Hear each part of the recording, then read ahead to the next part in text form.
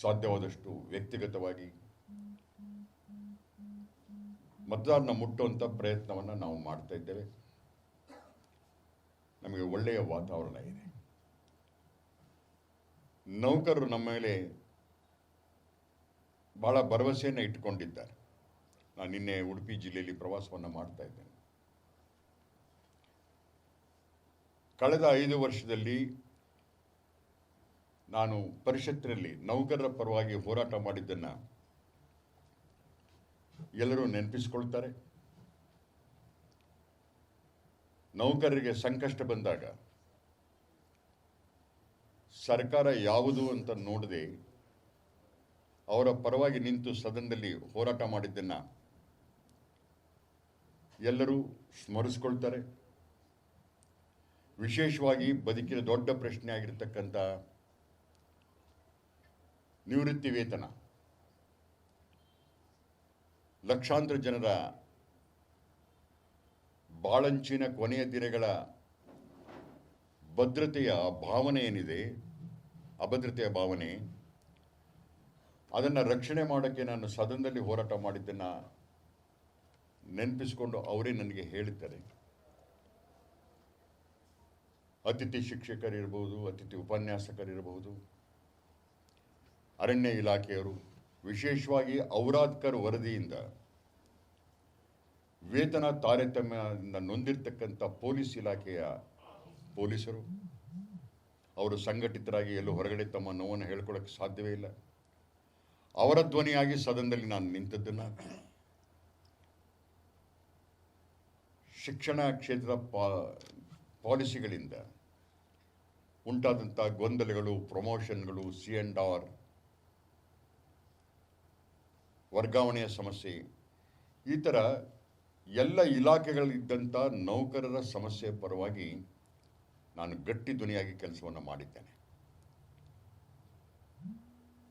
ನನ್ನದೇ ಸರ್ಕಾರ ಇದ್ದಾಗ ಕೂಡ ಹಿಂದೆ ಅತಿಥಿ ಉಪನ್ಯಾಸಕರಿಗೋಸ್ಕರ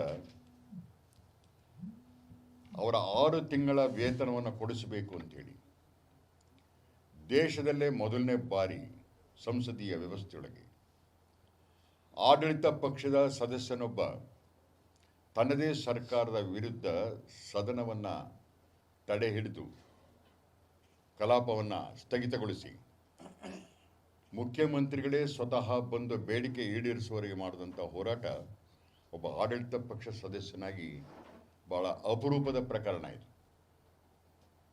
ಇದು ಅತ್ಯಂತ ಭರವಸೆಯನ್ನು ನೌಕರರ ಮನಸ್ಸಿನಲ್ಲಿ ಕೊಟ್ಟಿದೆ. ನಮ್ಮ ಸಮಸ್ಯೆಗಳು ಬಂದಾಗ ಎದುರುಗಡೆ ಯಾರಿದ್ದಾರೆ, ಯಾವ ಸರ್ಕಾರ ಇದೆ ಅಂಥೇಳಿ ಕೈಕಟ್ಟಿ ಕೂಡದೆ ನಮ್ಮ ಪರವಾಗಿ ಆಂಜನೇಯ ಮಂಜುನಾಥ್ ಅವರು ಹೋರಾಟವನ್ನು ಮಾಡ್ತಾರೆ ಅಂತಕ್ಕಂಥ ಆ ನಂಬಿಕೆ,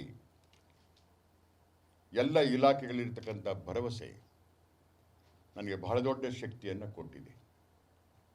ಖಚಿತವಾಗಿ ಗೆಲ್ಲುವಂಥ ಎಲ್ಲ ವಾತಾವರಣ ನನ್ನ ಪರವಾಗಿದೆ. ಸಮಯದ ಒತ್ತಡ ಎಷ್ಟೇ ಇದ್ದರೂ ಸಹ ನನ್ನ ಬಗ್ಗೆ ನೌಕರರ ಹಿನ್ನೆಲೆಯನ್ನು ಗಮನದಲ್ಲಿಟ್ಟುಕೊಂಡು ಬೆಂಬಲಿಸುವಂಥ ಮನಸ್ಥಿತಿಯಲ್ಲಿ ಎಲ್ಲ ನೌಕರರಿದ್ದಾರೆ. ಕಾರಣ ಅಂತಂದರೆ ಅದು ಅವರ ಬದುಕಿನ ಪ್ರಶ್ನೆ. ಅದು ಆ ಬದುಕಿನ ಪ್ರಶ್ನೆಯಲ್ಲಿ ಭದ್ರತೆ ನೀಡುವಂತಹ ವ್ಯಕ್ತಿಯ ಹುಡುಕಾಟದಲ್ಲಿ ನನಗೆ ಮೊದಲಿನ ಸ್ಥಾನವನ್ನು ಅವರು ಕೊಟ್ಟಿದ್ದಾರೆ. ಮತ್ತು ಒಂದು ಸಂಗತಿ ಅಂದರೆ, ಈಗ ಯಾರ್ಯಾರು ಸ್ಪರ್ಧೆ ಮಾಡ್ತಾರೆ ಅಂತಕ್ಕಂಥ ಮಾಹಿತಿಗಳಿದೆ. ಮತ್ತು ನಾಳೆ ದಿವಸ ಇನ್ನೂ ಯಾರ್ಯಾರು ಮಾಡ್ತಾರೆ ಗೊತ್ತಿಲ್ಲ. ಕೆಲವೊಂದಿಷ್ಟು ಇಂಡಿಪೆಂಡೆಂಟ್ಗಳು ಮಾಡುವಂಥ ಲಕ್ಷಣಗಳಿವೆ. ಅವರೆಲ್ಲರ ಹಿನ್ನೆಲೆಗಳನ್ನು ನೋಡಿದಾಗ ನೌಕರರಿಗೆ ನಾನೊಂದು ಭರವಸೆಯ ವ್ಯಕ್ತಿಯಾಗಿ ಕಾಣಿಸ್ತೇನೆ. ಯಾಕಂದರೆ ನನ್ನ ಬ್ಯಾಕ್ಗ್ರೌಂಡ್ಗೆ ಅವರ ಬ್ಯಾಕ್ಗ್ರೌಂಡ್ಗಳಿಗೆ ಟ್ಯಾಲಿ ಆಗುವುದಿಲ್ಲ. ಯಾರು ಆ ಥರದ ಕಾರ್ಮಿಕ ನೌಕರರ ಹೋರಾಟದ ಹಿನ್ನೆಲೆಯಲ್ಲಿ ಬಂದಂಥವರೆಲ್ಲ ಶಾಸಕರಾಗಬೇಕು ಅಂತ ಬಯಸಿದಂಥವ್ರು.